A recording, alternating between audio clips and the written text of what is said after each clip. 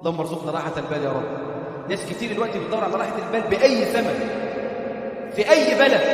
لو واحد معاه فلوس ممكن يطير إلى آخر بلاد العالم. رايح فين يا عم؟ رايح أدور على راحة البال. لا، إذا أردت راحة البال وأنت في مكانك فعليك بتلك العبادة. إذا أردت المال الحلال فعليك بتلك العبادة. إذا أردت تكفير سيئاتك فعليك بتلك العبادة.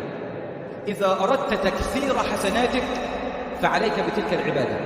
إذا أردت أن يرزقك الله سبحانه وتعالى الزوجة الصالحة فعليك بتلك العبادة.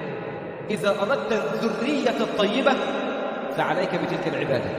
إذا أردت أن يجعل الله لك من كل ضيق مخرجا ومن كل هم فرجا فعليك بتلك العبادة.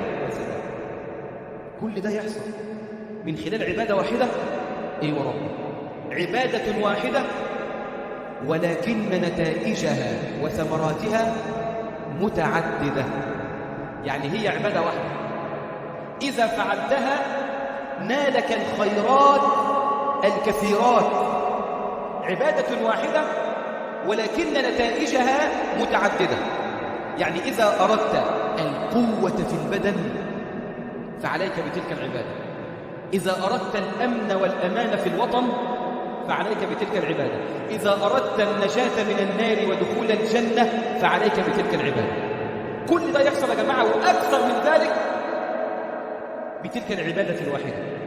بل انسى كل اللي أنا قلته ده وركز بقى في اللي جاية دي.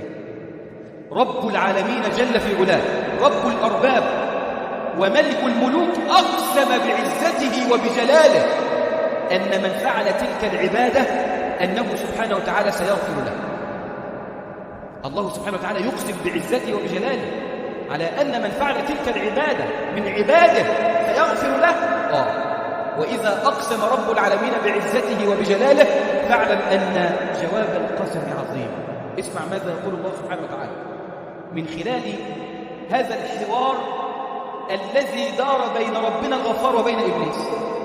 جاء في الحديث أن إبليس قال لرب العزة: يا رب وعزتك لأغوينهم ما دامت أرواحهم في أبدانهم.